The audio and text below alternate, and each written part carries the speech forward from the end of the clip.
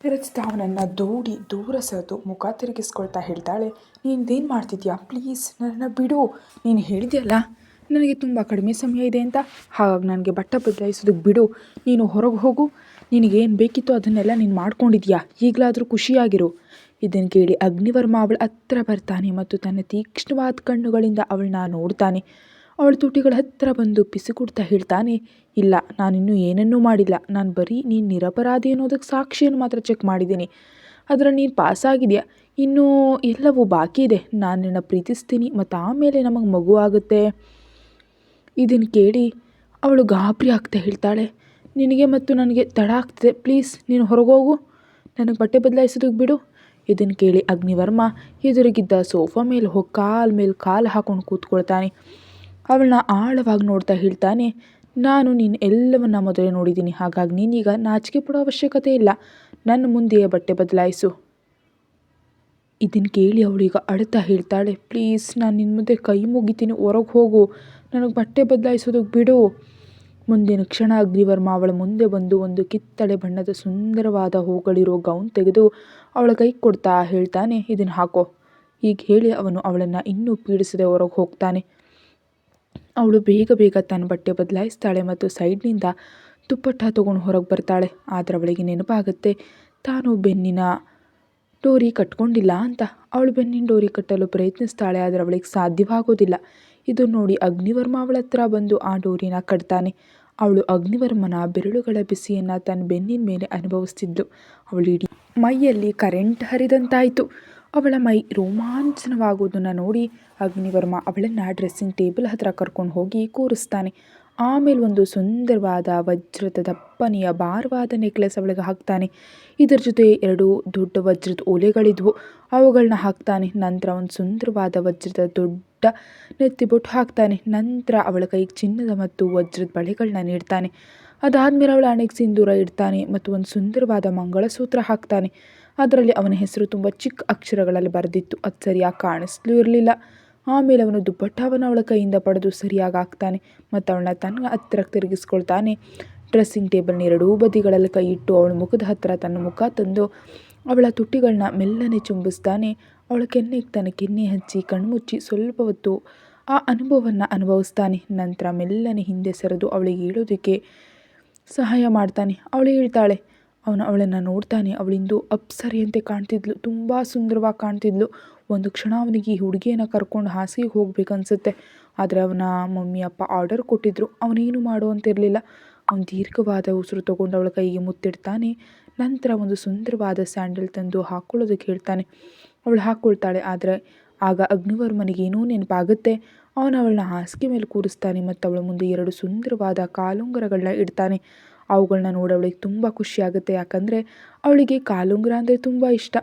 ಅವಳ ಮುಖದಲ್ಲಿ ಖುಷಿ ನೋಡಿ ಅಗ್ನಿವರ್ಮನಿಗೆ ಏನೂ ಅನಿಸೋದಿಲ್ಲ. ಅವನು ಅವಳ ಸುಂದರವಾದ ಬಿಳಿ ಕಾಲುಗಳನ್ನ ತನ್ನ ಮೊಣಕಾಲ ಮೇಲೆ ಇಟ್ಕೊಳ್ತಾನೆ ಮತ್ತು ಹಾಕೋದಕ್ಕೆ ಪ್ರಯತ್ನಿಸ್ತಾನೆ. ಆದರೆ ಮುಂದಿನ ಕ್ಷಣ ರಚಿತಾ ಕಾಲು ಹಿಂದೆ ತೆಗಿತಾಳೆ. ಇದನ್ನು ನೋಡಿ ಅವನು ಕೋಪದಿಂದ ಕೇಳ್ತಾನೆ, ನೀನು ಯಾಕೆ ಕಾಲು ಹಿಂದೆ ತೆಗೆದೆ? ಇದನ್ನು ಕೇಳಿ ಅವಳು ಗಾಬರಿಯಿಂದ ಹೇಳ್ತಾಳೆ, ನಾನು ಹೀಗೆ ಮಾಡಿದ್ದು ಯಾಕಂದರೆ ಗಂಡ ಕಾಲನ್ನು ಮುಟ್ಟಬಾರ್ದು, ಪಾಪ ತಗಲ್ತೆ. ಇದನ್ನು ಕೇಳಿ ಅಗ್ನಿವರ್ಮ ಅವಳನ್ನ ನೋಡ್ತಾನೆ ಮತ್ತು ಅವಳು ಸುಂದರವಾದ ಕಾಲನ್ನು ಮತ್ತೆ ತನ್ನ ಹತ್ರ ಎಳ್ಕೊಳ್ತಾನೆ ಮತ್ತು ಉಂಗುರವನ್ನು ಹಾಕ್ತಾನೆ. ಆಮೇಲೆ ಅವನು ಅವಳನ್ನು ಚೆನ್ನಾಗಿ ನೋಡ್ತಾನೆ. ಅವನಿಗೇನೋ ಕೊರತೆ ಅನಿಸುತ್ತೆ. ಆಗ ಅವನಿಗೆ ನೆನಪಾಗುತ್ತೆ, ಇವಳು ನೈಸರ್ಗಿಕ ಸೌಂದರ್ಯ ಕೇವಲ ನನಗಾಗಿರಲಿ, ಇವಳು ನನ್ನ ನೈಸರ್ಗಿಕ ಸೌಂದರ್ಯದಲ್ಲಿ ಹೊರಗೆ ಹೋಗಬಾರ್ದು, ಸ್ವಲ್ಪ ಮೇಕಪ್ ಮಾಡ್ಕೊಳ್ಬೇಕಂತ. ಅದಕ್ಕೆ ಅವನು ಹೇಳ್ತಾನೆ, ಎಲ್ಲ ಸಾಮಾನು ಅಲ್ಲಿದೆ, ಹೋಗಿ ಚೆನ್ನಾಗಿ ತಯಾರಾಗು, ನಾನು ಹೊರಗೆ ಗೇಟ್ ಹತ್ರ ಕಾಯ್ತಿದ್ದೀನಿ. ಇದನ್ನು ಕೇಳೋಳು ಡ್ರೆಸ್ಸಿಂಗ್ ಟೇಬಲ್ ಹತ್ರ ಹೋಗಿ ಕಣ್ಣಿಗೆ ಸ್ವಲ್ಪ ಕಾಜಲ್ ಹಚ್ತಾಳೆ, ತುಟಿಗಳಿಗೆ ಹಗುರವಾಗಿ ಲಿಪ್ ಗ್ಲಾಸ್ ಹಾಕ್ತಾಳೆ ಮತ್ತು ಬಿಂದಿ ಹಿಡ್ತಾಳೆ. ಅವಳಿಗೇನೋ ಕಮ್ಮಿ ಅನಿಸುತ್ತೆ. ಆಗ ಅವಳಿಗೆ ಒಂದು ಮುಲ್ತಾನಿ ಮಿಟ್ಟಿ ಸಣ್ಣ ಬಾಕ್ಸ್ ಕಾಣಿಸುತ್ತೆ. ಅವಳು ಸ್ವಲ್ಪ ಮುಲ್ತಾನಿ ಮಿಟ್ಟಿ ತೆಗೆದುಕೊಂಡು ಅದಕ್ಕೆ ರೋಸ್ ವಾಟರ್ ಮಿಕ್ಸ್ ಮಾಡ್ತಾಳೆ. ಒಂದು ಹೇರ್ ಕ್ಲಿಪ್ ತೊಗೊಂಡು ತನ್ನ ಬಿಂದಿ ಹತ್ತಿರ ಸುಂದರವಾಗಿ ರಾಧಾಮಾತೆ ಮಾಡ್ತಿದ್ದಂತೆ ಕಲೆಗಳನ್ನ ಬಿಡಿಸ್ತಾಳೆ ಮತ್ತು ಮೆಲ್ಲನೆ ನಗ್ತಾಳೆ. ಆದರೆ ಆಗ ಅವಳಿಗೆ ನೆನಪಾಗುತ್ತೆ, ತನ್ನ ಜೀವನ ಈಗ ಹಾಳಾಗ್ತಿದೆ ಮತ್ತು ಈಗಲೂ ತಾನು ಸಜ್ಜಾಗಬೇಕಲ್ಲ ಅಂತ. ಅವಳಿಗೆ ಸಜ್ಜಾಗೋದು ಅಂದರೆ ತುಂಬ ಇಷ್ಟ. ಮದುವೆ ಆದಮೇಲೆ ತನ್ನ ಗಂಡನಿಗಾಗಿ ತುಂಬ ಅಲಂಕಾರ ಮಾಡ್ಕೊಳ್ಬೇಕು ಎಂಬುದು ಅವಳ ಕನಸಾಗಿತ್ತು. ಆದರೆ ಅವಳಿಗೆ ಗೊತ್ತಿರಲಿಲ್ಲ ಅವಳ ಜೊತೆ ಹೀಗಾಗುತ್ತೆ ಅಂತ. ಅವಳು ಮೆಲ್ಲನೆ ಬಾಗಿಲು ತೆಗೆದು ಹೊರಗೆ ಬರ್ತಾಳೆ. ಅವಳನ್ನು ನೋಡಿ ಒಂದು ಕ್ಷಣ ಅಗ್ನಿವರ್ಮ ಮೈ ಮರಿತಾನೆ. ಈ ಹುಡುಗಿ ಇಷ್ಟೊಂದು ಸುಂದರವಾಗಿದ್ದಾಳೆ ಮತ್ತು ಇವಳು ಬರೀ ನನಗೆ ಸೇರಿದವಳು ಅಂತ ಯೋಚಿಸ್ತಾ ಅವನವಳ ಹತ್ರ ಹೋಗಿ ಆವೇಶದಿಂದ ಅಪ್ಕೊಳ್ತಾನೆ. ಅವಳು ಸೊಂಟ ಸವರ್ತಾ ಹೇಳ್ತಾನೆ, ನೀನು ಬರೀ ನನಗೆ ಸೇರಿದವಳು, ನಿನ್ನ ಮೇಲೆ ಬರೀ ನನ್ನ ಹಕ್ಕಿದೆ, ನಿನ್ನ ಸೌಂದರ್ಯ ಕೂಡ ನನಗೆ ಸೇರಿದ್ದು. ಇವತ್ತು ರಾತ್ರಿ ನಾನು ನಿನ್ನ ಪೂರ್ತಿಯಾಗಿ ನನ್ನವಳನ್ನಾಗಿ ಮಾಡ್ಕೊಳ್ತೀನಿ. ಆ ಗೋಡೆಯನ್ನು ಕೂಡ ನಾನು ಒಡೆದು ಹಾಕಿದ್ದೀನಿ. ಈಗ ನಾನು ನಿನ್ನನ್ನು ಪಡ್ಕೊಳ್ತೀನಿ. ಇದನ್ನು ಕೇಳವಳು ಏನೂ ಹೇಳೋದಿಲ್ಲ. ಅಗ್ನಿವರ್ಮ ಅವಳ ಕೈ ಹಿಡಿದು ಹೊರಗೆ ಕರ್ಕೊಂಡು ಬರ್ತಾನೆ. ಆದರೆ ಹೊರಗೆ ಬರ್ತಿದ್ದಂತೆ ಅವನ ಮಮ್ಮಿ ಕೋಪದಿಂದ ಹೇಳ್ತಾರೆ, ನಾವು ನಿನಗೆ 10 ನಿಮಿಷ ಸಮಯ ಕೊಟ್ಟಿದ್ವು, ಆದರೆ ನೀವಿಬ್ಬರು ಕಳೆದ ಅರ್ಧ ಗಂಟೆಯಿಂದ ರೂಮ್ನಲ್ಲಿದ್ದೀರಿ. ಸಮಯ ಎಷ್ಟು ಮುಖ್ಯ ಅಂತ ಮರೆತೋಯ್ತಾ? ಬಹುಶಃ ಮದುವೆ ಆದಮೇಲೆ ನೀನು ತುಂಬ ಬದಲಾಗಿದೆಯಾ? ಇದನ್ನು ಕೇಳಿ ಅಗ್ನಿವರ್ಮ ಏನು ಹೇಳೋದಿಲ್ಲ. ಅವನು ಡೈರೆಕ್ಟಾಗಿ ಕಾರಿನ ಬಾಗಿಲು ತೆಗೆದು ರಚಿತಾಳ ಕೈ ಹಿಡಿದು ಕೂರಿಸ್ತಾನೆ. ತನ್ನ ಮಮ್ಮಿ ಪಪ್ಪನನ್ನು ನೋಡಿ ತನ್ನ ಶಾಂತವಾದ ಆಳವಾದ ಧ್ವನಿಯಲ್ಲಿ ಹೇಳ್ತಾನೆ, ನಡೀರಿ ಈಗ ಹೇಳಿ. ಅವನು ಕೂಡ ಕಾರ್ನಲ್ಲಿ ಕೂರ್ತಾನೆ ಮತ್ತು ಅಲ್ಲಿಂದ ಹೊರಡ್ತಾನೆ. ಅವನ ಮಮ್ಮಿ ಕೋಪದಿಂದ ನೋಡ್ತಾ ಕಾರ್ನಲ್ಲಿ ಕೂರ್ತಾರೆ. ಅವ್ರ ಪಪ್ಪ ಕೂಡ ಒಂದು ನಿಟ್ಟುಸಿರು ಬಿಟ್ಟು ಡ್ರೈವಿಂಗ್ ಸೀಟ್ನಲ್ಲಿ ಕೂರ್ತಾರೆ. 2 ಕಾರುಗಳು ಹೊರಡುತ್ತವೆ. ಸ್ವಲ್ಪ ಹೊತ್ತಿನ ನಂತರ ಒಂದು ದೊಡ್ಡ ಹೋಟೆಲ್ ಮುಂದೆ ಕಾರ್ ನಿಲ್ಲಿಸ್ತಾರೆ. ಆಮೇಲೆ ಅವರೆಲ್ಲರೂ ಒಂದು ಲಕ್ಸುರಿಯಸ್ ಪ್ರೈವೇಟ್ ರೂಮ್ಗೆ ಹೋಗ್ತಾರೆ. ಅಲ್ಲಿ ಊಟ ಮೊದಲೇ ತಯಾರಾಗಿತ್ತು. ಅಗ್ನಿವರ್ಮ ಇವತ್ತು ಕೂಡ ಅವಳ ಕೈ ಹಿಡಿದು ಚೆನ್ನಾಗಿ ಕೂರಿಸ್ತಾನೆ ಮತ್ತು ತಾನು ಅವಳ ಪಕ್ಕದಲ್ಲಿ ಕೂರ್ತಾನೆ.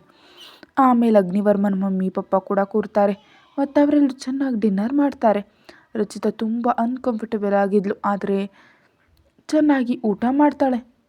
ಆಮೇಲೆ ಅವರೆಲ್ಲರೂ ಡಿನ್ನರ್ ಮುಗಿಸಿ ಹೊರಗೆ ಬರ್ತಾರೆ ಮತ್ತು ಕಾರಲ್ಲಿ ಕೂತು ಮನೆಗೆ ಹೊರಡ್ತಾರೆ.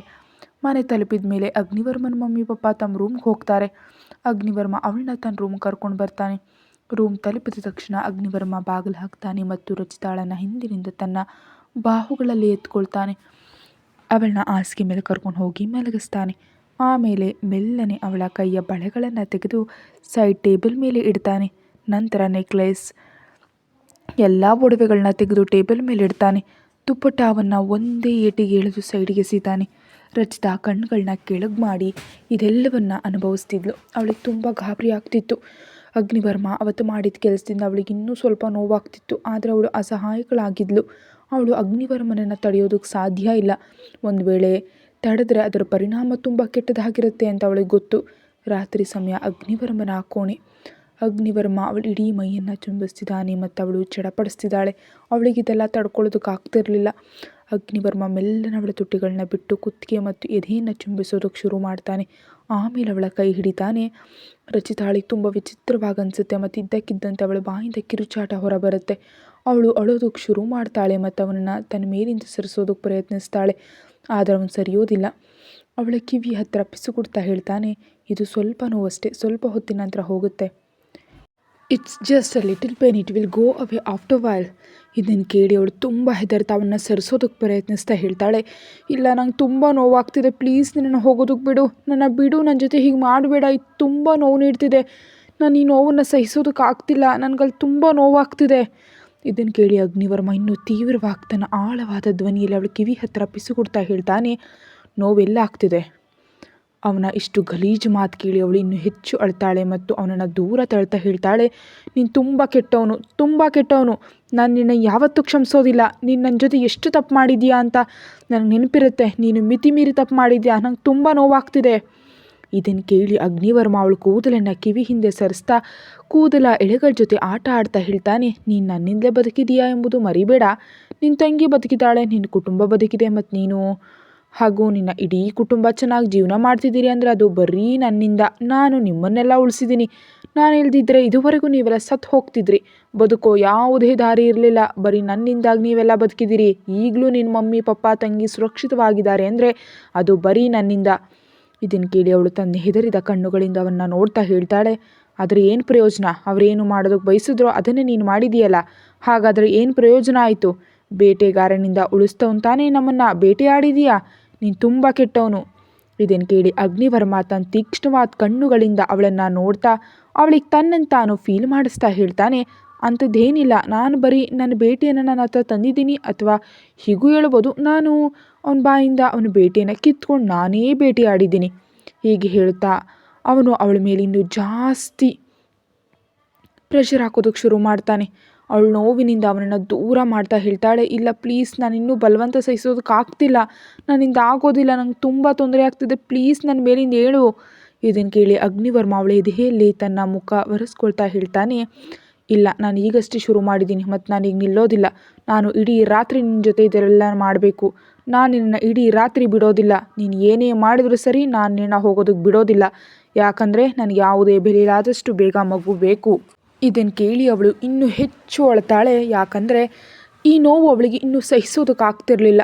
ಇನ್ನೊಂದು ಕಡೆ ಅಗ್ನಿವರ್ಮನ ಪಪ್ಪ ತಮ್ಮ ಫೋನ್ ಚೆಕ್ ಮಾಡ್ತಾರೆ. ಅದರಲ್ಲಿ ಒಂದು ಮೆಸೇಜ್ ಬಂತು. ಮುಂದಿನ ಕ್ಷಣವೇ ಅವರ ಕಣ್ಣುಗಳು ಕಠೋರವಾಗುತ್ತವೆ. ಅವರು ಅಗ್ನಿವರ್ಮನಿಗೆ ಕಾಲ್ ಮಾಡ್ತಾರೆ, ಆದರೆ ಅಗ್ನಿವರ್ಮ ಕಾಲ್ ಎತ್ತೋದಿಲ್ಲ. ಅದಕ್ಕೆ ಅವರು ಬೇಗನೆ ಮೆಸೇಜ್ ಟೈಪ್ ಮಾಡಿ ಅಗ್ನಿವರ್ಮನಿಗೆ ಕಳಿಸ್ತಾರೆ. ಇತ್ತ ಅಗ್ನಿವರ್ಮ ಪೂರ್ತಿಯಾಗಿ ರಚಿತಾಳಲ್ಲಿ ಮುಳುಗಿದ್ದಾನೆ. ಫೋನ್ ಶಬ್ದ ಕೇಳಿ ಅವನಿಗೆ ಡಿಸ್ಟರ್ಬ್ ಆಗುತ್ತೆ. ಮೆಸೇಜ್ ಬಂದಿದೆ ಅಂತ ನೋಡಿ ಅವಳ ಮೇಲಿನಿಂದ ಏಳದೆಯ ಫೋನ್ ಕೈಗೆತ್ಕೊಂಡು ಮೆಸೇಜ್ ಓದ್ತಾನೆ. ಮುಂದಿನ ಕ್ಷಣವೇ ಅವನ ಕಣ್ಣುಗಳು ಕೂಡ ಕಠೋರವಾಗುತ್ತವೆ. ಅವನು ಒಂದು ಕ್ಷಣ ರಚಿತಾಳನ್ನು ನೋಡ್ತಾನೆ ಮತ್ತು ಅವಳ ಮೇಲಿಂದ ಎದ್ದು ಹೋಗ್ತಾನೆ. ಇದರಿಂದ ರಚಿತಾ ತನ್ನ ಹೊಟ್ಟೆ ಮೇಲೆ ಕೈಗಿಟ್ಕೊಂಡು ನಿಟ್ಟುಸಿರು ಬಿಡ್ತಾಳೆ. ಇದು ನೋಡಿ ಅಗ್ನಿವರ್ಮ ವಿಚಿತ್ರವಾಗಿ ನಗ್ತಾ ಹೇಳ್ತಾನೆ, ನಾನು ವಾಪಸ್ ಬರ್ತೀನಿ. ಸದ್ಯಕ್ಕೆ ನಾನು ಹೋಗ್ತಿದ್ದೀನಿ. ನೀನು ನಿನ್ನ ಪರಿಸ್ಥಿತಿಯನ್ನು ಸರಿ ಮಾಡ್ಕೊ ಮತ್ತು ಹಾಸಿಗೆಯನ್ನು ಕೂಡ. ಇವತ್ತು ನೀನು ನನ್ನಿಂದ ಬಚಾವಾಗಿದೆಯಾ, ಆದರೆ ಮುಂದಿನ ಬಾರಿ ನೀನು ನನ್ನಿಂದ ತಪ್ಪಿಸ್ಕೊಳ್ಳೋದಕ್ಕೆ ಸಾಧ್ಯ ಇಲ್ಲ. ಈಗ ಹೇಳಿ ಅವನು ಎದ್ದು ವಾಶ್ರೂಮ್ಗೆ ಹೋಗ್ತಾನೆ. ಫ್ರೆಶ್ ಆಗಿ ಹೊರಗೆ ಬರ್ತಾನೆ. ಅವನೀಗ ವೈಟ್ ಶರ್ಟ್ ಮತ್ತು ಬ್ಲ್ಯಾಕ್ ಪ್ಯಾಂಟ್ ಹಾಕ್ಕೊಂಡಿದ್ದ. ಅವನ ಕೂದಲು ಸ್ವಲ್ಪ ಒದ್ದೆಯಾಗಿತ್ತು. ಅವನು ಸ್ನಾನ ಮಾಡಿದ್ದಾನೆ ಅಂತ ತಿಳಿತಿತ್ತು. ಅವನು ಹೇರ್ ಡ್ರೈಯರ್ನಿಂದ ತನ್ನ ಕೂದಲನ್ನು ಒಣಗಿಸ್ಕೊಳ್ತಾನೆ. ಆಮೇಲೆ ತನ್ನ ದೊಡ್ಡ ಲಾಂಗ್ ಲೆದರ್ ಜಾಕೆಟ್ ಹಾಕ್ಕೊಳ್ತಾನೆ. ಟೇಬಲ್ ಮೇಲಿದ್ದ ತನ್ನ ದುಬಾರಿ ವಾಚ್ ಕಟ್ಕೊಳ್ತಾನೆ ಮತ್ತು ಹಾಸಿಗೆ ಮೇಲೆ ಮಲಗಿದ್ದ ರಚಿತಾಳನ್ನು ಒಂದು ಸಲ ನೋಡ್ತಾನೆ. ಅವಳು ಕೂಡ ಅವನನ್ನೇ ನೋಡ್ತಿದ್ಲು. ಮುಂದಿನ ಕ್ಷಣ ಅವನು ರಚಿತಾಳ ಹತ್ತಿರ ಬರ್ತಾನೆ. ಅದನ್ನು ಕಂಡು ರಚಿತಾ ತಕ್ಷಣ ಒಂದು ದಪ್ಪನೆಯ ಬ್ಲ್ಯಾಂಕೆಟ್ ತನ್ನ ಎದೆವರೆಗೆ ಹೊತ್ಕೊಳ್ತಾಳೆ ಮತ್ತು ಬೇಗನೆ ದೂರ ಸರಿತಾಳೆ. ಅವಳ ಈ ಕೆಲಸ ನೋಡಿ ಅವನು ಮೆಲ್ಲನೆ ಅವಳ ಹತ್ತಿರ ಬರ್ತಾನೆ. ಅವಳ ಕೆನ್ನೆ ಮೇಲೆ ಕೈಯಿಟ್ಟು ಅವಳ ತುಟಿಗಳಿಗೆ ತನ್ನ ತುಟಿ ಹಚ್ತಾನೆ. ಆಮೇಲೆ ಅವಳನ್ನ ಅಪ್ಕೊಂಡು ಅವಳ ಸೊಂಟ ತುಟಿಯಲ್ಲಿ ಮುತ್ತಿಕ್ತಾನೆ. ಸಿದ್ಧವಾಗಿರಿ ಹೆಂಡ್ತಿ, ನಾನು ತುಂಬ ಬೇಗ ಬರ್ತೀನಿ. ಹೀಗೆ ಹೇಳಿ ಅವನು ಅವಳಿಗೆ ಕಣ್ಣು ಹೊಡಿತಾನೆ ಮತ್ತು ರೂಮ್ನಿಂದ ಹೊರ ಬರ್ತಾನೆ. ರಚಿತಾ ತುಂಬ ಗಾಬರಿ ಆಗ್ತಾಳೆ ಮತ್ತು ಏಳೋದಕ್ಕೆ ಪ್ರಯತ್ನಿಸ್ತಾಳೆ. ಆದರೆ ಅವಳಿಗೆ ತನ್ನ ಹೊಟ್ಟೆಯಲ್ಲಿ ತುಂಬ ನೋವಾಗ್ತಿತ್ತು. ಅವಳಿಗೆ ಏಳೋದು ಕೂಡ ಸಾಧ್ಯ ಆಗ್ತಿರಲಿಲ್ಲ. ಅಗ್ನಿವರ್ಮ ಈ ಅರ್ಧ ಗಂಟೆಯಲ್ಲಿ ಅವಳ ಪರಿಸ್ಥಿತಿಯನ್ನು ತುಂಬ ಹಾಳು ಮಾಡಿದ್ದ. ಇದನ್ನು ಯೋಚಿಸಿ ಅವಳು ತನಗೆ ತಾನೇ ಹೇಳ್ಕೊಳ್ತಾಳೆ, ಹೇ ರಾಧೆ, ನನ್ನ ಜೊತೆ ಇದೇನಾಗ್ತಿದೆ, ನನ್ನ ಕಾಪಾಡು, ನನ್ನ ಕುಟುಂಬವನ್ನು ಕಾಪಾಡು. ನನಗೇನು ಮಾಡಬೇಕು ಅಂತ ತಿಳಿತಿಲ್ಲ. ನಾನೆಲ್ಲ ಕಡೆಯಿಂದ ಸಿಕ್ಕಾಕೊಂಡಿದ್ದೀನಿ. ಇವನ ಜೊತೆ ಇದೆಲ್ಲವನ್ನ ಮಾಡಿದ್ದಾನೆ. ನಂಗೆ ತುಂಬ ಭಯ ಆಗ್ತಿದೆ. ಮುಂದೆ ಇವನು ನನ್ನ ಜೊತೆ ಏನು ಮಾಡ್ತಾನೋ ಅಂತ. ನನಗೆ ಇವನನ್ನು ಸಹಿಸೋದಕ್ಕಾಗ್ತಿಲ್ಲ. ನಂಗೆ ತುಂಬ ನೋವಾಗ್ತಿದೆ. ಇದು ತುಂಬ ಭಯಾನಕವಾಗಿದೆ. ನಾನು ಇಲ್ಲಿಂದ ಓಡಿ ಹೋಗಲಿಲ್ಲ. ಇಲ್ಲ, ನಾನು ಓಡಿ ಹೋದರೆ ಮಮ್ಮಿ ಪಪ್ಪ ಇವನು ಸರಿಯಲ್ಲಿದ್ದಾರೆ. ಅವ್ನ ಮಮ್ಮಿ ಪಪ್ಪರನ್ನು ಬಿಡೋದಿಲ್ಲ. ಅವನು ತುಂಬ ಅಪಾಯಕಾರಿ. ಅವನೇನು ಬೇಕಾದರೂ ಮಾಡಬಲ್ಲ. ನಾವು ಯೋಚನೆ ಮಾಡಲಾಗದನ್ನು ಅವನು ಮಾಡಿಬಿಡ್ತಾನೆ. ಹೀಗೆ ಯೋಚಿಸ್ತಾ ಅವಳು ಅಳೋದಕ್ಕೆ ಶುರು ಮಾಡ್ತಾಳೆ. ಆಮೇಲೆ ಮೆಲ್ಲನೆ ತನ್ನ ಹೊಟ್ಟೆ ಮೇಲೆ ಕೈ ಇಟ್ಕೊಂಡು ಹೇಳ್ತಾಳೆ. ಅವಳಿಗೆ ಸರಿಯಾಗಿ ನಡೆಯೋದಕ್ಕೂ ಆಗ್ತಿರ್ಲಿಲ್ಲ. ಅವಳು ಕುಂಟುತ್ತಾ ವಾಶ್ರೂಮ್ಗೆ ಹೋಗ್ತಾಳೆ. ಆಮೇಲೆ ಫ್ರೆಶ್ ಆಗಿ ಹೊರಗೆ ಬರ್ತಾಳೆ. ಹಾಸಿಗೆ ಸ್ಥಿತಿ ನೋಡ್ತಾಳೆ. ಅದು ತುಂಬ ಹಾಳಾಗಿತ್ತು. ಅವಳು ತನ್ನ ನೋವನ್ನು ಸಹಿಸ್ಕೊಳ್ತಾ ಬೆಡ್ಶೀಟ್ ಬದಲಾಯಿಸ್ತಾಳೆ. ಆಮೇಲೆ ಅವಳು ಹಾಸಿಗೆ ಮೇಲೆ ಮಲಕ್ಕೊಳ್ತಾಳೆ ಮತ್ತು ಕಣ್ಣು ಮುಚ್ಕೊಳ್ತಾಳೆ. ಆದರೆ ಅವಳಿಗೆ ನಿದ್ರೆ ಮಾತ್ರ ಬರ್ತಿಲ್ಲ. ಹೊರಗೆ ಮತ್ತೆ ಮಳೆ ಶುರುವಾಗಿದೆ. ಅವಳಿಗೆ ಮಳೆ ಶಬ್ದ ಚೆನ್ನಾಗಿ ಕೇಳಿಸ್ತಿದೆ. ಇನ್ನೊಂದು ಕಡೆ ಒಂದು ದೊಡ್ಡ ಅರಮನೆಯಂಥ ಬಂಗಲೆಯೊಳಗೆ ಒಬ್ಬಳು ಮಹಿಳೆ ಕಾಲ್ ಮೇಲೆ ಕಾಲು ಹಾಕೊಂಡು ಕೂತಿದ್ಲು. ಅವಳ ಮುಂದೆ ಅಗ್ನಿವರ್ಮ ಮತ್ತು ಅವನ ಪಪ್ಪ ನಿಂತಿದ್ರು. ಅವರಿಬ್ಬರು ಒಟ್ಟಿಗೆ ಹೋಗಿ ಅವಳ ಕಾಲು ಮುಡ್ತಾರೆ. ಆ ಮಹಿಳೆ ಇಬ್ಬರ ತಲೆ ಮೇಲೆ ಕೈ ಇಟ್ಟು ಹೇಳ್ತಾರೆ, ನೀವಿಬ್ಬರು ನಿಮ್ಮ ಕೆಲಸವನ್ನು ತುಂಬ ಚೆನ್ನಾಗಿ ಮಾಡ್ತಿದ್ರಿ, ಹೀಗೇ ಮಾಡ್ತಾಯಿರಿ. ಆಗ ಮೆಟ್ಟಿಲುಗಳ ಮೇಲಿಂದ ಒಬ್ಬ ವಯಸ್ಸಾದ ವ್ಯಕ್ತಿ ಕೆಳಗೆ ಬರ್ತಾನೆ. ಅವನನ್ನು ಕಂಡು ಅಪ್ಪ ಮಗ ಇಬ್ಬರು ಹೋಗಿ ಅವನ ಕಾಲು ಮುಡ್ತಾರೆ. ಆ ವ್ಯಕ್ತಿ ಇಬ್ಬರ ತಲೆ ಮೇಲೆ ಕೈ ಇಡೋದಿಲ್ಲ. ಅವನು ಗಂಭೀರವಾದ ಮುಖದೊಂದಿಗೆ ಅವ್ರನ್ನ ನೋಡ್ತಾ ಹೇಳ್ತಾನೆ, ನನಗೆ ಯಾವಾಗ ನನ್ನ ಮೊಮ್ಮಗು ಸಿಗುತ್ತೆ? ನಾನು ನಿಮಗೆ ಸಮಯ ಕೊಟ್ಟಿದ್ದೆ ಮತ್ತು ಈಗ ಆ ಸಮಯ ಮುಗಿತಾ ಬಂದಿದೆ. ಇದನ್ನು ಕೇಳಿ ಅಗ್ನಿವರ್ಮ ತನ್ನ ಪಪ್ಪನನ್ನು ನೋಡ್ತಾನೆ ಮತ್ತು ಹೇಳ್ತಾನೆ, ಹೌದ್ ತಾತ, ನಿಮ್ಮ ಮೊಮ್ಮಗು ನಿಮಗೆ ತುಂಬ ಬೇಗ ಸಿಗುತ್ತೆ. ಆದರೆ ಇದು ಅಷ್ಟು ಸುಲಭ ಅಲ್ಲ. ಅವಳ ಸತ್ಯ ನಮಗೆಲ್ಲ ಗೊತ್ತಿದೆ, ಆದರೆ ಅವಳಿಗೆ ಗೊತ್ತಿಲ್ಲ. ಇದನ್ನು ಕೇಳಿ ಅಗ್ನಿವರ್ಮನ್ ತಾತ ತುಂಬ ಅಪಾಯಕಾರಿಯಾಗಿ ನಗ್ತಾ ಹೇಳ್ತಾರೆ, ಮತ್ತದು ಎಂದಿಗೂ ಅವಳಿಗೆ ತಿಳಿಯೋದೂ ಇಲ್ಲ. ಮರುದಿನ ಬೆಳಗ್ಗೆ ರಚಿತಾ ಹಾಸಿಗೆಯಿಂದ ಹೇಳ್ತಾಳೆ. ಅವಳಿಗಿನ್ನೂ ತನ್ನ ಹೊಟ್ಟೆಯಲ್ಲಿ ನೋವಾಗ್ತಿತ್ತು. ಆದರೆ ಹೇಗೋ ಕಷ್ಟಪಟ್ಟು ಎದ್ದು ಸುತ್ತಲೂ ನೋಡ್ತಾಳೆ. ಹತ್ರ ಯಾರೂ ಇರಲಿಲ್ಲ. ಇದರ ಅರ್ಥ ನಿನ್ನೆ ರಾತ್ರಿಯಿಂದ ಅಗ್ನಿವರ್ಮ ಮನೆಗೆ ಬಂದೇ ಇಲ್ಲ. ಇದನ್ನು ಯೋಚಿಸಿ ಅವಳು ತನ್ನ ಎದೆ ಮೇಲೆ ಕೈ ಇಟ್ಕೊಂಡು ನಿಟ್ಟುಸಿರು ಬಿಡ್ತಾಳೆ. ಆಮೇಲೆ ಮೆಲ್ಲನೆ ಎದ್ದು ವಾಶ್ರೂಮ್ಗೆ ಹೋಗ್ತಾಳೆ. ಸ್ವಲ್ಪ ಹೊತ್ತಿನ ನಂತರ ಅವಳು ಸ್ನಾನ ಮಾಡಿ ಬರ್ತಾಳೆ ಮತ್ತು ಡ್ರೆಸ್ಸಿಂಗ್ ಟೇಬಲ್ ಹತ್ತಿರ ಹೋಗ್ತಾಳೆ. ತನ್ನ ಕೂದಲನ್ನು ಹಾಗೆ ಬಿಡ್ತಾಳೆ. ಆಮೇಲೆ ಗೋಪಿಚಂದ್ರದ ಒಂದು ತಿಲಕ ತಗೊಂಡು ತನ್ನ ಹಣೆಗೆ ಹಚ್ಕೊಳ್ತಾಳೆ. ಇದನ್ನು ಅವಳು ಪ್ರತಿದಿನ ಮಾಡ್ತಾಳೆ. ಆಮೇಲೆ ತನ್ನ ಹಣೆಗೆ ಸಿಂಧೂರ ಇಡ್ತಾಳೆ. ಮಂಗಳಸೂತ್ರ ಅವಳ ಕುತ್ತಿಗೆಯಲ್ಲೇ ಇತ್ತು. ಅವಳೆಂದೂ ಮಂಗಳಸೂತ್ರ ತೆಗಿತಿರಲಿಲ್ಲ. ಅದಾದಮೇಲೆ ಅವಳು ತನ್ನ ಹೊಟ್ಟೆ ಮೇಲೆ ಕೈ ಇಟ್ಕೊಂಡು ಬಾಗಿಲ ಹತ್ರ ಬರ್ತಾಳೆ ಮತ್ತು ಬಾಗಿಲು ತೆಗೆಯೋದಕ್ಕೆ ಪ್ರಯತ್ನಿಸ್ತಾಳೆ. ಬಾಗಿಲು ತೆಗೆದು ಹೊರಗೆ ಬರ್ತಾಳೆ. ಹೊರಗೆ ಬಂದು ಅವಳು ಕೆಳಗೆ ಹೋಗ್ತಾಳೆ. ಕೆಳಗೆ ಅಗ್ನಿವರ್ಮನ ಮಮ್ಮಿ ಒಬ್ಬರೇ ಕಾಫಿ ಕುಡಿತಿರೋದನ್ನು ನೋಡ್ತಾಳೆ. ಅವರನ್ನು ಕಂಡು ಅವಳು ಅವರ ಹತ್ರ ಹೋಗಿ ನಗೋದಕ್ಕೆ ಪ್ರಯತ್ನಿಸ್ತಾ ಹೇಳ್ತಾಳೆ, ರಾಧೆ ರಾಧೆ ಮಮ್ಮಿ. ಇದನ್ನು ಕೇಳಿ ಅವರು ಅವಳನ್ನ ಒಂಥರ ವಿಚಿತ್ರವಾಗಿ ನೋಡ್ತಾ ಹೇಳ್ತಾರೆ, ರಾಧೆ ರಾಧೆ, ಇದೇನು ಹೇಳೋ ಸಮಯವಾ? ಸಮಯ ನೋಡು 7 ಗಂಟೆ ಆಗ್ತಿದೆ. ನಮ್ಮ ಮನೆ ಸೊಸೆ 5 ಗಂಟೆಗೆ ಎದ್ದು ಎಲ್ಲ ಕೆಲಸ ಮುಗಿಸಿ ಪೂಜೆ ಕೂರ್ತಾಳೆ. ಹೀಗಿದ್ರೆ ನೀನು ಭವಿಷ್ಯದಲ್ಲಿ ನಮ್ಮ ಮನೆಯನ್ನು ಹೇಗೆ ನಿಭಾಯಿಸ್ತೀಯಾ? ಇದನ್ನು ಕೇಳಿ ಅವಳು ತನ್ನ ಕೈಗಳನ್ನ ಹಿಸುಕ್ತಾ ಹೇಳ್ತಾಳೆ, ಅದು ನಿಜವಾಗಿ ನನ್ನ ಆರೋಗ್ಯ ಸರಿ ಇರಲಿಲ್ಲ, ಅದಕ್ಕೆ ನಾನು ಜಾಸ್ತಿ ಹೊತ್ತು ಮಲಗಿದೆ. ಇಲ್ಲದಿದ್ದರೆ ನಾನು ಕೂಡ 5 ಗಂಟೆಗೆ ಹೇಳ್ತೀನಿ. ಇದನ್ನು ಕೇಳಿ ಅಗ್ನಿವರ್ಮನ ಮಮ್ಮಿ ಕೋಪದಿಂದ ಅವಳನ್ನ ನೋಡ್ತಾ ಹೇಳ್ತಾರೆ, ಆರೋಗ್ಯ ನನಗೂ ಹಾಳಾಗುತ್ತೆ, ಆದರೆ ನಾನು ಹೀಗೆ ಮಾಡೋದಿಲ್ಲ. ಆರೋಗ್ಯ ಸರಿ ಇರಲಿ ಇಲ್ದಿದಿರಲಿ, ಇನ್ನು ಮುಂದೆ ನೀನು ಬೇಗ ಹೇಳಬೇಕು. ಸದ್ಯಕ್ಕೆ ನಾವಿಲ್ಲಿದ್ದೀವಿ, ಆದರೆ ಯಾವಾಗ ನೀನು ನಿನ್ನ ಇಡೀ ಕುಟುಂಬವನ್ನು ಭೇಟಿ ಮಾಡ್ತೀಯೋ, ಯಾವಾಗ ನಮ್ಮ ಜೊತೆ ನಿನ್ನ ಹಸಲಿ ಮನೆಗೆ ಹೋಗ್ತೀಯೋ, ಆಗ ನೀನು ಏನು ಮಾಡ್ತೀಯಾ? ಆಗ ನೀನು ಇದೆಲ್ಲ ಮಾಡಿದ್ರೆ ಸಮಾಜದಲ್ಲಿ ನಮ್ಮ ಮರ್ಯಾದೆ ಏನಾಗುತ್ತೆ? ನಮ್ಮ ಮನೆ ಸೊಸೆ ಇಷ್ಟು ತಡವಾಗಿ ಹೇಳ್ತಾಳೆ ಮತ್ತು ಅವಳು ತುಂಬ ಅಹಂಕಾರಿ ಅಂತ ಎಲ್ಲರೂ ಅಂದ್ಕೊಳ್ತಾರೆ. ನಿನ್ನ ಅಹಂಕಾರವನ್ನು ಸ್ವಲ್ಪ ಕಮ್ಮಿ ಮಾಡ್ಕೋ. ಇದನ್ನು ಕೇಳಿ ರಚಿತಾ ತನ್ನ ಕಣ್ಣೀರನ್ನು ಒರೆಸ್ಕೊಳ್ತಾ ಹೇಳ್ತಾಳೆ, ಇಲ್ಲ ಮಮ್ಮಿ, ನಾನು ಅಹಂಕಾರ ಮಾಡ್ತಿಲ್ಲ, ಅದು ಬರೀ ನಿಜವಾಗಿಯೂ ನನ್ನ ಆರೋಗ್ಯ ಸರಿ ಇರಲಿಲ್ಲ, ಅದಕ್ಕೆ ಹೀಗಾಯಿತು. ಮುಂದಿನ ಬಾರಿ ನಾನು ಗಮನ ಹರಿಸ್ತೀನಿ. ಇದನ್ನು ಕೇಳಿ ಅವರು ಮುಖ ತಿರುಗಿಸ್ಕೊಳ್ತಾ ಹೇಳ್ತಾರೆ, ಹ್ಞೂ ನನಗೆ ಅರ್ಥ ಆಯಿತು, ಈಗ ನಾಷ್ಟ ಮಾಡು. ಹೀಗೆ ಹೇಳಿ ಅವರು ಕೂತ್ಕೊಳ್ಳಲು ಹೇಳ್ತಾರೆ. ರಚಿತಾ ಮೆಲ್ಲ ಕೂತ್ಕೊಳ್ತಾಳೆ. ಅವಳಿಗೆ ಕೂತ್ಕೊಳ್ಳಲು ಕೂಡ ತೊಂದರೆ ಆಗ್ತಿತ್ತು. ಅವಳ ಸ್ಥಿತಿ ಅಷ್ಟು ಹಾಳಾಗಿತ್ತು. ಇತ್ತ ರಚಿತಾಳ ಈ ಪರಿಸ್ಥಿತಿಯನ್ನು ನೋಡಿ ಅಗ್ನಿವರ್ಮನ ಮಮ್ಮಿಗೆ ರಚಿತಾ ಜೊತೆ ಏನು ನಡೀತಿದೆ ಎಂಬುದು ಚೆನ್ನಾಗಿ ಅರ್ಥ ಆಗ್ತಿತ್ತು. ಯಾಕಂದರೆ ರಚಿತಾ ಈಗ ಏನನ್ನು ಅನುಭವಿಸ್ತಿದ್ದಾಳೆ ಅದನ್ನು ಇವರು ಕೂಡ ಎಷ್ಟೋ ವರ್ಷಗಳಿಂದ ಅನುಭವಿಸಿದ್ರು. ಅವರೊಂದು ನಿಟ್ಟುಸಿರು ಬಿಟ್ಟು ಹೇಳ್ತಾರೆ, ಸರಿ, ನೀನು ಔಷಧಿ ತಗೊಂಡ್ಯಾ? ನಿಂಗೆ ತುಂಬ ನೋವಾಗ್ತಿದೆ ಅಲ್ವಾ? ಇದನ್ನು ಕೇಳಿ ಅವಳು ಹೌದು ಎಂಬಂತ ತಲೆ ಆಡಿಸ್ತಾಳೆ. ಅದು ನೋಡಿ ಅಗ್ನಿವರ್ಮನ ಮಮ್ಮಿ ಎದ್ದು ಹೋಗಿ ಸ್ವಲ್ಪ ಹೊತ್ತಿನ ನಂತರ ಒಂದು ಮೆಡಿಸಿನ್ ಬಾಕ್ಸ್ ತರ್ತಾರೆ. ಅದರಲ್ಲಿ ಒಂದು ಮಾತ್ರೆ ಹುಡುಕಿ ಅವಳಿಗೆ ಕೊಟ್ಟು ಹೇಳ್ತಾರೆ, ಈ ಮಾತ್ರೆ ತಗೋ, ಇದರಿಂದ ನಿನ್ನ ನೋವು ಸ್ವಲ್ಪ ಕಮ್ಮಿ ಆಗುತ್ತೆ. ಪೂರ್ತಿಯಾಗಿ ಹೋಗೋದಕ್ಕೆ ಸಾಧ್ಯ ಇಲ್ಲ. ಇದ್ದಕ್ಕಿದ್ದಂತೆ ಅಗ್ನಿವರ್ಮನ ಮಮ್ಮಿಯ ಈ ಬದಲಾದ ವರ್ತನೆ ನೋಡಿ ಅವಳಿಗೆ ತುಂಬ ಒಳ್ಳೇದನ್ಸುತ್ತೆ. ಅವಳು ಮಾತ್ರೆ ತಗೊಳ್ತಾಳೆ. ಆಮೇಲೆ ಮೆಲ್ಲನೆ ನಾಷ್ಟ ಮಾಡ್ತಾಳೆ. ನಾಷ್ಟ ಆದಮೇಲೆ ಅಗ್ನಿವರ್ಮನ ಮಮ್ಮಿ ಅವಳನ್ನ ಕರ್ಕೊಂಡು ಗಾರ್ಡನ್ಗೆ ಬರ್ತಾರೆ. ಗಾರ್ಡನ್ನಲ್ಲಿ ಅವರು ಕೂತು ಪುಸ್ತಕ ಓದಲು ಶುರು ಮಾಡ್ತಾರೆ. ಅದು ನೋಡಿ ರಚಿತಾ ಕೂಡ ಅವರ ಪಕ್ಕದಲ್ಲೇ ಕೂತ್ಕೊಳ್ತಾಳೆ. ಅವಳಿಗೆ ಮಾಡೋದಕ್ಕೆ ಏನೂ ಕೆಲಸ ಇರಲಿಲ್ಲ, ಅದಕ್ಕೆ ಅವಳಿಗೆ ತುಂಬ ಬೋರಿಂಗ್ ಅನಿಸ್ತಿತ್ತು. ಇದನ್ನು ಅಗ್ನಿವರ್ಮನ ಮಮ್ಮಿ ಗಮನಿಸ್ತಾರೆ. ಅವರು ಪುಸ್ತಕವನ್ನು ಸೈಡ್ಗಿಟ್ಟು ಕೈ ಕಟ್ಕೊಂಡು ಅವಳನ್ನ ನೋಡ್ತಾ ಕೇಳ್ತಾರೆ, ನಿನಗೇನಾಗಿದೆ? ಇದನ್ನು ಕೇಳಿ ಅವಳು ತನ್ನ ಪಲ್ವಿನ ಜೊತೆ ಬೆರಳುಗಳನ್ನು ಆಟ ಆಡ್ತಾ ಹೇಳ್ತಾಳೆ, ಏನಿಲ್ಲ ಮಮ್ಮಿ, ಅದು ಬರೀ ತುಂಬ ವಿಚಿತ್ರವಾಗಿ ಅನ್ನಿಸ್ತಿದೆ, ಮಾಡೋದಕ್ಕೇನು ಕೆಲಸ ಇಲ್ಲ, ಏನೂ ಇಲ್ಲ, ಅದಕ್ಕೆ ಹೀಗಾಗ್ತಿದೆ. ಅದಕ್ಕೆ ಅವರು ಹೇಳ್ತಾರೆ, ಹಾಗಾದರೆ ನಿನಗೆ ಓದೋದು ಬೇಡವಾ? ನೀನು ಕಾಲೇಜ್ಗೆ ಹೋಗೋದಿಲ್ವಾ? ನಾನು ತಿಳ್ಕೊಂಡಂತೆ ನೀನು ಕಾಲೇಜ್ಗೆ ಹೋಗ್ತೀಯಾ, ಮತ್ತು ನಿನ್ನ ಕಾಲೇಜ್ನಲ್ಲಿ ಒಂದು ಫೆಸ್ಟ್ ನಡೆಯಲಿದೆ, ಅದರಲ್ಲಿ ನೀನು ನೃತ್ಯ ಪ್ರದರ್ಶನ ನೀಡಬೇಕಲ್ವಾ? ಇದನ್ನು ಕೇಳಿ ಅವಳು ನಗ್ತಾ ಹೇಳ್ತಾಳೆ, ಹೌದು, ನನಗೆ ನೃತ್ಯ ಮಾಡೋದು ಅಂದರೆ ತುಂಬ ಇಷ್ಟ. ಆದರೆ ನಾವು ಇದೆಲ್ಲ ಮಾಡಬಾರ್ದು ಅಂತ ಹೇಳಿದ್ದಾನೆ, ಮತ್ತು ನಮ್ಮ ಕಾಲೇಜ್ನಲ್ಲಿ ಕೂಡ ಪ್ರೈವೇಟ್ ಮಾಡೋದಕ್ಕೆ ಹೇಳಿದ್ದಾರೆ. ಇದನ್ನು ಕೇಳಿ ಅವರು ಕೋಪದಿಂದ ಮುಷ್ಟಿ ಬಿಗಿ ಹಿಡಿತಾ ಹೇಳ್ತಾರೆ, ನಮ್ಮ ಮಗನಿಗೆ ಹುಚ್ಚು ಹಿಡಿದಿದೆ, ನಮ್ಮ ಮನೆ ಸೊಸೆ ಪ್ರೈವೇಟ್ ಕಾಲೇಜ್ನಲ್ಲಿ ಓದೋದೆ ಖಂಡಿತ ಇಲ್ಲ. ನೀನು ಎದ್ದು ಕಾಲೇಜ್ಗೆ ಹೋಗಬೇಕು ಮತ್ತು ಇವಳು ನಮ್ಮ ಮನೆ ಸೊಸೆ ಅಂತ ಎಲ್ರಿಗೂ ತಿಳಿಬೇಕು. ಹಾಗಾಗಿ ನೀನು ಕಾಲೇಜ್ಗೆ ಹೋಗಲೇಬೇಕು. ಇದನ್ನು ಕೇಳಿ ಅವಳು ಆಶ್ಚರ್ಯದಿಂದ ಅಗ್ನಿವರ್ಮನ ಮಮ್ಮಿಯನ್ನು ನೋಡ್ತಾಳೆ ಮತ್ತು ಮನಸ್ಸಿನಲ್ಲಿ ಯೋಚಿಸ್ತಾಳೆ, ಇವರು ನಿಜವಾಗಿಯೂ ತುಂಬ ಒಳ್ಳೆಯವರು, ಆದರೆ ಅದನ್ನು ತೋರಿಸ್ಕೊಳ್ತಿಲ್ಲ. ಇವರು ಬಹುಶಃ ನಮ್ಮನ್ನ ಕಾಲೇಜ್ಗೆ ಹೋಗೋದಕ್ಕೆ ಬಿಡ್ತಾರೆ ಮತ್ತು ನಾನು ಓದು ಮುಗಿಸೋದಕ್ಕೂ ಬಿಡ್ತಾರೆ. ಆದರೆ ಒಂದು ವೇಳೆ ಅವನೇನಾದರೂ ಹೇಳಿದ್ರೆ ನಾನೇನು ಮಾಡೋದು? ಅವನು ಯಾರ ಮಾತನ್ನು ಕೇಳೋದಿಲ್ಲ, ಅವನಿಗೆ ಬರೀ ತನ್ನ ಇಷ್ಟದಂತೆ ನಡಿಬೇಕು. ಇತ್ತ ಅವಳು ಆಲೋಚನೆಯಲ್ಲಿ ಮುಳುಗಿರೋದನ್ನು ನೋಡಿ ಅಗ್ನಿವರ್ಮನ ಮಮ್ಮಿ ಅವಳ ಹೆಗಲ ಮೇಲೆ ಕೈ ಇಟ್ಟು ಹೇಳ್ತಾರೆ, ನೀನು ಇಷ್ಟೊಂದು ಹೆದರೋ ಅವಶ್ಯಕತೆ ಇಲ್ಲ. ನಮ್ಮ ಮನೆ ಸೊಸೆ ಹೆದರ್ತಾ ಇರೋದು ಚೆನ್ನಾಗಿ ಕಾಣೋದಿಲ್ಲ. ನೀನು ಕಾಲೇಜ್ಗೆ ಹೋಗಬೇಕು ಅಂದರೆ ಹೋಗ್ತೀಯಾ? ಅವನೇನು ಹೇಳೋದಿಲ್ಲ, ಮತ್ತು ನೀನು ಹೋಗಿ ತಯಾರಾಗು, ನಾನು ನಿನ್ನ ಕಾಲೇಜಿಗೆ ಬಿಡ್ತೀನಿ, ಮತ್ತು ಸದ್ಯಕ್ಕೆ ನೀನು ನಿನ್ನ ಮಮ್ಮಿ ಪಪ್ಪ ಜೊತೆ ಇರಬಹುದು. ಇದನ್ನು ಕೇಳಿ ಅವಳು ತುಂಬ ಖುಷಿ ಆಗ್ತಾ ಕೇಳ್ತಾಳೆ, ಏನು ನಿಜವಾಗಿಯೂ ನಾನು ನಮ್ಮ ಮಮ್ಮಿ ಪಪ್ಪ ಮತ್ತು ತಂಗಿ ಜೊತೆ ಇರ್ಬೋದಾ? ಇದನ್ನು ಕೇಳಿ ಅವರು ಹೌದು ಎಂಬಂತೆ ತಲೆ ಆಡಿಸ್ತಾರೆ. ಇದನ್ನು ಕಂಡು ಅವಳು ತುಂಬ ಖುಷಿ ಆಗ್ತಾಳೆ. ಸ್ವಲ್ಪ ಹೊತ್ತಿನ ನಂತರ ಅಗ್ನಿವರ್ಮನ ಮಮ್ಮಿ ತಾನೇ ಅವಳನ್ನ ರೆಡಿ ಮಾಡಿ ಕಾಲೇಜಿಗೆ ಕಳಿಸ್ತಾರೆ. ಅವಳು ಕೂಡ ಖುಷಿಯಾಗಿ ಕಾಲೇಜ್ಗೆ ಹೋಗ್ತಾಳೆ. ಕಾಲೇಜಿನಲ್ಲಿ ಇಡೀ ದಿನ ಅವಳು ಚೆನ್ನಾಗಿ ಓದ್ತಾಳೆ ಮತ್ತು ಆಮೇಲೆ ಬಸ್ ಹಿಡಿದು ಮನೆಗೆ ಹೊರಡ್ತಾಳೆ.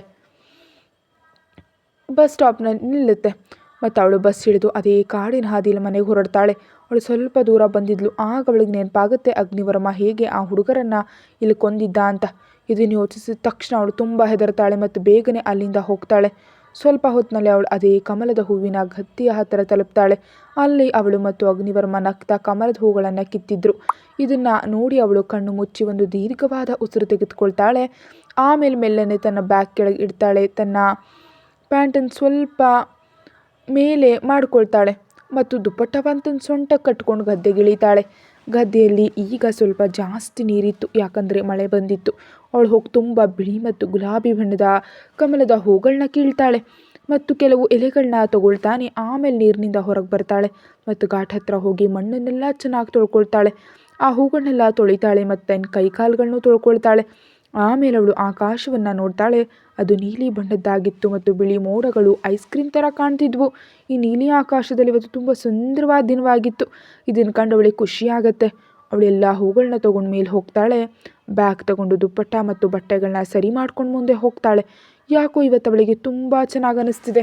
ಇಂದು ತಾನು ಸ್ವತಂತ್ರವಾಗಿದ್ದೀನಿ ಎಂಬಂತೆ ಅನ್ನಿಸ್ತಿದೆ. ಸ್ವಲ್ಪ ಹೊತ್ತಿನ ನಂತರ ಅವಳು ಮನೆ ತಲುಪ್ತಾಳೆ. ಮನೆ ತಲುಪಿ ನೋಡಿದಾಗ ಅವಳ ತಂಗಿ ಗಾರ್ಡನ್ನಲ್ಲಿ ಹೂ ಕೀಳ್ತಿದ್ಲು ಮತ್ತು ಅವಳ ಮಮ್ಮಿ ಅಡುಗೆ ಮಾಡ್ತಾಯಿದ್ರು. ಇದನ್ನು ಕಂಡು ಅವಳು ಓಡಿ ಹೋಗಿ ತನ್ನ ತಂಗಿಯನ್ನು ಅಪ್ಕೊಳ್ತಾಳೆ. ಅವಳ ತಂಗಿ ಕೂಡ ಅಪ್ಕೊಂಡು ಹೇಳ್ತಾಳೆ, ಫೈನಲಿ ನೀನು ಬಂದೆ. ನಾನು ತುಂಬ ಹೆದರಿದ್ದೆ ಮತ್ತು ನನ್ನ ಕ್ಷಮಿಸು, ನಾನು ನಿನ್ನ ಜೊತೆ ಇಷ್ಟೆಲ್ಲ ಮಾಡಿದೆ. ತಂಗಿ ಮಾತು ಕೇಳಿ ರಚಿತಾ ನಗ್ತಾ ಹೇಳ್ತಾಳೆ, ಪರವಾಗಿಲ್ಲ, ಹೇಗಿದ್ದರೂ ಇದರಲ್ಲಿ ನಿಂದೇನು ತಪ್ಪಿಲ್ಲ ಕೀರ್ತನ. ಮತ್ತು ಅಮ್ಮ ಅಪ್ಪ ಎಲ್ಲಿದ್ದಾರೆ? ನಾನು ಅವ್ರನ್ನ ಭೇಟಿಯಾಗಬೇಕು, ಅವ್ರ ಜೊತೆ ಮಾತಾಡಬೇಕು. ನಿಮ್ಮನ್ನೆಲ್ಲ ತುಂಬ ನೆನಪಿಸ್ಕೊಳ್ತಿದ್ದೆ. ಆ ಧ್ವನಿ ಕೇಳಿ ಅವಳ ಮಮ್ಮಿ ಬೇಗನೆ ಹೊರಗೆ ಬರ್ತಾರೆ. ತನ್ನ ಮಗಳನ್ನು ಕಂಡು ಅಪ್ಕೊಳ್ತಾರೆ ಮತ್ತು ಪ್ರೀತಿಯಿಂದ ಅವಳ ಕೆನ್ನೆ ಮೇಲೆ ಕೈ ಕೇಳ್ತಾರೆ, ಮಗು ನೀನು ಬಂದ್ಯಾ? ನಮ್ಗೆ ನಿನ್ನ ಬಗ್ಗೆ ತುಂಬ ಚಿಂತೆ ಆಗಿತ್ತು. ನೀನು ಬಂದೆ, ನಾವು ತುಂಬ ಖುಷಿಯಾಗಿದ್ದೀವಿ. ಅವ್ನು ನಿನ್ನ ಜೊತೆ ಏನೂ ಮಾಡಿಲ್ಲ ತಾನೇ? ಇದನ್ನು ಕೇಳಿ ಅವಳು ಪ್ರೀತಿಯಿಂದ ಅಮ್ಮನನ್ನು ನೋಡಿ ಹೇಳ್ತಾಳೆ, ಇಲ್ಲ ಮಮ್ಮಿ, ಏನೂ ಮಾಡಿಲ್ಲ. ಮತ್ತು ನೀವೆಲ್ಲ ಎಲ್ಲಿದ್ದೀರಿ? ಅವನು ನಿಮ್ಮನ್ನು ಸೆರೆಯಲ್ಲಿ ಇಟ್ಟಿದ್ದೀನಿ ಅಂತ ಹೇಳ್ತಿದ್ರು, ನಿಜವೇ? ಅದಕ್ಕೆ ಅವಳು ಮಮ್ಮಿ ತಲೆ ಆಡಿಸ್ತಾ ಹೇಳ್ತಾರೆ, ಹೌದು ಮಗು, ನಮ್ಮನ್ನು ಸರಿಯಲ್ಲಿ ಇಟ್ಟಿದ್ರು. ಆದರೆ ನೆನ್ನೆ ನಮ್ಮನ್ನು ಬಿಟ್ಟರು. ನಾವೆಲ್ಲ ಮನೆಗೆ ಬಂದೆವು. ಆದರೆ ಇಲ್ಲಿ ನೀನು ಇರಲಿಲ್ಲ. ಅದಕ್ಕೆ ನಮಗೆ ನಿನ್ನ ಬಗ್ಗೆ ತುಂಬ ಚಿಂತೆಯಾಗಿತ್ತು. ಇದನ್ನು ಕೇಳಿ ಅವಳು ಮೆಲ್ಲನೆ ನಗ್ತಾ ಹೇಳ್ತಾಳೆ, ಹೌದಮ್ಮ, ಅದೆಲ್ಲ ಬಿಡು. ಈಗ ನಾವು ಜೊತೆಯಾಗಿರ್ತೀವಿ. ಅವ್ನ ಮಮ್ಮಿ ಹೇಳಿದ್ದಾರೆ ನಾವು ಸದ್ಯಕ್ಕೆ ನಿನ್ನ ಜೊತೆ ಇರ್ಬೋದು ಮತ್ತು ನಾನು ಓದು ಮುಗಿಸ್ಬಹುದು ಅಂತ. ಬರೀ ಅವನು ಭಯ ಇದೆ, ಒಂದು ವೇಳೆ ಅವನು ಬೇಡ ಅಂದರೆ ಅಥವಾ ಮತ್ತೆ ಬಂದು ನನ್ನ ಕರ್ಕೊಂಡು ಹೋದರೆ, ಹೇಗಿದ್ದರೂ ಅವನ ಮಾತು ಕೇಳಿದರೆ ಅವನು ತನ್ನ ಮಮ್ಮಿ ಪಪ್ಪ ಮಾತು ಕೇಳೋದಿಲ್ಲ ಅನಿಸುತ್ತೆ. ಇದನ್ನು ಕೇಳಿ ಅವಳು ಮಮ್ಮಿ ಹೇಳ್ತಾರೆ, ಪರವಾಗಿಲ್ಲ, ಎಲ್ಲವನ್ನ ರಾಧಾಕೃಷ್ಣನ ಮೇಲೆ ಬಿಡು, ಅವರೇ ಎಲ್ಲವನ್ನ ಸರಿ ಮಾಡ್ತಾರೆ. ಅವರು ನಮ್ಮ ಜೊತೆ ಇರುವಾಗ ಹೆದರೋ ಅವಶ್ಯಕತೆ ಇಲ್ಲ. ನೀನು ಹೋಗಿ ಸ್ನಾನ ಮಾಡು, ನಾನು ಊಟ ತರ್ತೀನಿ. ಮತ್ತು ಬಟ್ಟೆಯಲ್ಲಿ ಇದೇನು ಚೆಲ್ಕೊಂಡಿದೆಯಾ? ಇದನ್ನು ಕೇಳಿ ಅವಳು ತನ್ನ ಕೈಯಲ್ಲಿದ್ದ ಕಮಲದ ಹೂಗಳನ್ನು ಮತ್ತು ಬಟ್ಟೆಯಲ್ಲಿದ್ದ ಮಣ್ಣನ್ನು ನೋಡ್ತಾಳೆ. ಅವಳು ಬಿಳಿ ಬಣ್ಣದ ಪಟೇಲ ಸಲ್ವಾರ್ ಸೂಟ್ ಹಾಕಿದ್ಲು. ಅದರಲ್ಲಿ ಚಿನ್ನದ ತಂತಿಯಿಂದ ಕೆತ್ತನೆ ಮಾಡಲಾಗಿತ್ತು. ಇದರಿಂದ ಆ ಬಟ್ಟೆ ತುಂಬ ಸುಂದರವಾಗಿ ಹೊಳಿತಿತ್ತು. ಇತ್ತ ಅವಳ ಮಮ್ಮಿ ಇದನ್ನು ನೋಡಿ ಆಶ್ಚರ್ಯದಿಂದ ಕೇಳ್ತಾರೆ, ಇದೇನು ಹಾಕ್ಕೊಂಡಿದ್ಯಾ ನೀನು? ಇದು ಚಿನ್ನದಿಂದ ಮಾಡಿದ್ದಲ್ವಾ? ಚಿನ್ನದ ತಂತಿಯಿಂದ? ಅಮ್ಮನ ಮಾತು ಕೇಳಿ ಅವಳು ಕೂಡ ಆಶ್ಚರ್ಯಚಕಿತಳಾಗ್ತಾ ಹೇಳ್ತಾಳೆ, ಏನು ಹೇಳ್ತಿದ್ಯಾ ಅಮ್ಮ? ಇದನ್ನು ಅವನು ನಮಗೆ ಕೊಟ್ಟಿದ್ದಾನೆ. ಇಂಥ ಸಾವಿರಾರು ಲಕ್ಷಾಂತರ ಬಟ್ಟೆಗಳು ನನಗಾಗಿ ಅವನು ಇಟ್ಟಿದ್ದಾನೆ. ನಾನು ಅದರಲ್ಲಿ ಒಂದನ್ನು ಹಾಕ್ಕೊಂಡಿದ್ದೀನಿ ಅಷ್ಟೇ. ಆಗ ಅಲ್ಲಿಗೆ ಅವಳು ಪಪ್ಪ ಬರ್ತಾರೆ ಮತ್ತು ಮಗಳನ್ನು ನೋಡಿ ಅಪ್ಕೊಳ್ತಾರೆ. ತಲೆಯನ್ನು ನೇವರಿಸಿ ಹೇಳ್ತಾರೆ, ನೀನು ಚೆನ್ನಾಗಿದೆಯಲ್ವ ಮಗು? ನಾನು ನಿನ್ನನ್ನು ತುಂಬ ಹುಡುಕ್ತು ಮತ್ತು ನಿನ್ನ ಬಗ್ಗೆ ತುಂಬ ಚಿಂತೆ ಆಗಿತ್ತು. ನೀನು ಬಂದಿದ್ದು ಒಳ್ಳೆಯದಾಯಿತು. ನೀನು ಕಾಲೇಜಿಗೆ ಹೋಗಿದ್ಯಾ? ಇದನ್ನು ಕೇಳಿ ಅವಳು ಹೇಳ್ತಾಳೆ, ಹೌದಪ್ಪ, ನಾವು ಕಾಲೇಜ್ಗೆ ಹೋಗಿದ್ವಿ. ಯಾಕಂದರೆ ಅವನ ಮಮ್ಮಿ ನಮಗೆ ಪರ್ಮಿಷನ್ ಕೊಟ್ಟಿದ್ದಾರೆ. ಆದರೆ ಅವನು ಕೊಟ್ಟಿರಲಿಲ್ಲ. ಆದರೆ ಅವನ ಮಮ್ಮಿ ಹೇಳಿದ್ರು ಇಲ್ಲಿ ಅವರ ಮಾತೇ ನಡೆಯೋದು ಅಂತ. ಹಾಗಾಗಿ ನಾನು ಅವ್ರ ಮಾತು ಕೇಳಬೇಕು ಹೊರತು ನನ್ನ ಗಂಡನ ಮಾತು ಅಲ್ಲ. ಇನ್ನೊಂದು ಕಡೆ ಅದೇ ದೊಡ್ಡ 55 ಅಂತಸ್ತಿನ ಬಿಲ್ಡಿಂಗ್ ಮೇಲೆ ಅಗ್ನಿವರ್ಮ ನಿಂತಿದ್ದ ಮತ್ತು ಯಾವುದೇ ಭಾವನೆಗಳಿಲ್ಲದೆ ಎದುರಿಗೆ ನೋಡ್ತಿದ್ದ. ಆಗ ಅವನ ಹಿಂದಿನಿಂದ ಆಕ್ರೋಶ ಬಂದು ಹೇಳ್ತಾನೆ, ಹಾಗಾದರೆ ಏನು ಮಾಡ್ತೀಯ ಅಣ್ಣ? ನಿನಗೆ ನಿನ್ನ ಹೆಂಡತಿ ಹತ್ರ ಹೋಗೋದು ಬೇಡವಾ? ಇದನ್ನು ಕೇಳಿ ಅಗ್ನಿವರ್ಮ ತನ್ನ ಶಾಂತವಾದ ಧ್ವನಿಯಲ್ಲಿ ಹೇಳ್ತಾನೆ, ಇಲ್ಲ, ನಾನು ಹೋಗುವಂತಿಲ್ಲ. ಮಮ್ಮಿ ಬೇಡ ಅಂದಿದ್ದಾರೆ. ಇಲ್ದಿದ್ರೆ ನಾನು ಹೋಗ್ತಿದ್ವು. ಇದನ್ನು ಕೇಳಿ ಆಕ್ರೋಶವನ್ನು ಪಕ್ಕದಲ್ಲಿ ಬಂದು ನಿಲ್ತಾನೆ ಮತ್ತು ಎದುರಿಗೆ ನೋಡ್ತಾ ಹೇಳ್ತಾನೆ, ಅದಕ್ಕೇನಂತೆ? ನೀನು ಯಾವಾಗ ಮಮ್ಮಿ ಪಪ್ಪ ಮಾತು ಕೇಳಿದೀಯಾ? ಈಗ ಯಾಕೆ ಕೇಳ್ತಿದ್ಯಾ? ಅರೆ ನಡಿಯೋಣ, ನನ್ನನ್ನು ನಿನ್ನ ಜೊತೆ ಕರ್ಕೊಂಡು ಹೋಗು. ಹೇಗಿದ್ರು ನಿನಗೆ ಬೇಡ ಅನ್ನೋದಕ್ಕೆ ಅವಳಿಗೆ ಅಷ್ಟು ಯೋಗ್ಯತೆ ಇಲ್ಲ. ನಾವೆಷ್ಟು ಪವರ್ಫುಲ್ ಅಂತ ಅವಳಿಗೆ ತೋರಿಸ್ಬೇಕು, ಅವಳಿಗೂ ಗೊತ್ತಾಗಲಿ. ಇದನ್ನು ಕೇಳಿ ಅಗ್ನಿವರ್ಮ ಅವನನ್ನು ಗಮನ ಇಟ್ಟು ನೋಡ್ತಾನೆ ಮತ್ತು ಕೇಳ್ತಾನೆ, ನಿನಗೆ ಕೀರ್ತನ ಹತ್ರ ಹೋಗಬೇಕಾ? ಇದನ್ನು ಕೇಳಿ ಆಕ್ರೋಶ ನಗ್ತಾ ಹೇಳ್ತಾನೆ, ನಿಜವಾಗಿಯೂ ಅಣ್ಣ, ನೀನು ತುಂಬ ಬುದ್ಧಿವಂತ. ಹೌದು, ನನಗೆ ಅವಳ ಹತ್ರ ಹೋಗಬೇಕು. ಯಾಕಂದರೆ ನಾನು ಅವಳಿಂದ ಸೇಡು ತೀರಿಸ್ಕೊಳ್ಬೇಕು ಮತ್ತು ಅವಳ ಯೋಗ್ಯತೆ ತೋರಿಸ್ಬೇಕು. ಅವಳು ತಾನು ಏನು ಮಾಡಿದ್ರೂ ನಡೆಯುತ್ತೆ ಅಂದ್ಕೊಂಡಿದ್ದಾಳೆ. ಆದರೆ ನಾವು ಹಾಗಾಗೋದಕ್ಕೆ ಬಿಡೋದಿಲ್ಲ. ಹೇಗಿದ್ದರೂ ಇಲ್ಲಿನ ಬಾದ್ಶಾ ನಾವು, ಅವಳಲ್ಲ. ಈಗ ಹೇಳುವಾಗ ಅವನ ಮುಖದಲ್ಲಿ ಒಂದು ತುಂಬ ಅಪಾಯಕಾರಿಯಾದ ನಗು ಬರುತ್ತೆ. ಇದನ್ನು ನೋಡಿ ಅಗ್ನಿವರ್ಮ ಹೇಳ್ತಾನೆ, ನಾವೆಂದೂ ಯೋಚಿಸಿರಲಿಲ್ಲ ಅವರಿಂದ ಹೀಗೆ ಸೇಡು ತೀರಿಸ್ಕೊಳ್ತೀವಿ ಅಂತ. ಅವರನ್ನು ಒಂದೇ ಏಟಿಗೆ ಸಾಯಿಸ್ತೀವಿ ಅಂದ್ಕೊಂಡಿದ್ವು. ಆದರೆ ಸರಿಯಾದ ಸಮಯಕ್ಕೆ ತಾತ ಈ ಷರತ್ತು ಹಾಕಿಬಿಟ್ರು. ಹೀಗೆ ಹೇಳ್ತಾ ಅವನು ವಿಚಿತ್ರವಾಗಿ ತನ್ನ ಕುತ್ತಿಗೆ ಮೇಲೆ ಕೈ ಆಡಿಸ್ತಾನೆ ಮತ್ತು ತನ್ನ ಕಣ್ಣುಗಳಲ್ಲಿ ವಿಚಿತ್ರವಾದ ಅಹಂಕಾರ ತಂದು ಹೇಳ್ತಾನೆ, ನಾವು ಅವರಿಂದ ಸೇಡು ತೀರಿಸ್ಕೊಳ್ತೀವಿ. ಅವರ ಅಹಂಕಾರ ಮುರಿಯೋ ಮೂಲಕ. ಅವರ ಅಹಂಕಾರ ಮುರಿಯೋದು ನಾವು ನಮ್ಮ ಮಕ್ಕಳನ್ನು ಅವರಿಂದ ಕಿತ್ಕೊಂಡಾಗ ಮಾತ್ರ. ನಾವು ನಮ್ಮ ಮಕ್ಕಳನ್ನು ಅವರಿಂದ ದೂರ ಮಾಡ್ತೀವಿ. ಇದಕ್ಕಿಂತ ದೊಡ್ಡ ಶಿಕ್ಷೆ ಬೇರೇನೂ ಇರೋದಕ್ಕೆ ಸಾಧ್ಯ ಇಲ್ಲ. ಇದನ್ನು ಕೇಳಿ ಆಕ್ರೋಶ್ ತನ್ನ ಜೇಬಿನಿಂದ ಸಿಗರೇಟ್ ತೆಗೆದು ಲೈಟರ್ನಿಂದ ಹಚ್ತಾನೆ ಮತ್ತು ಆಮೇಲೆ ಹೊಗೆ ಬಿಡ್ತಾ ಹೇಳ್ತಾನೆ, ನೀನು ಏನೇ ಹೇಳೋಣ, ನನಗನ್ಸುತ್ತೆ ನೀನು ಅವಳ ಪ್ರೀತಿಯಲ್ಲಿ ಬಿದ್ದಿದ್ಯಾ ಅಂತ. ಇದನ್ನು ಕೇಳಿ ಅಗ್ನಿವರ್ಮ ಕೋಪದಿಂದ ಹೇಳ್ತಾನೆ, ಇಲ್ಲ, ನಾನು ಅವಳನ್ನ ಪ್ರೀತಿಸ್ತಿಲ್ಲ. ಅವಳು ಬರೀ ಒಂದು ಮಾಧ್ಯಮ. ಅವಳ ಮೂಲಕ ನಾನು ನನ್ನ ಮಗುವನ್ನು ಈ ಪ್ರಪಂಚಕ್ಕೆ ತರ್ತೀನಿ. ಹೀಗೆ ಹೇಳ್ತಾ ಅವನು ಕೋಪದಿಂದ ಮೇಲೆ ಆಕಾಶವನ್ನು ನೋಡ್ತಾನೆ. ಕತೆ ಮುಂದುವರಿಯುತ್ತೆ. Thank you.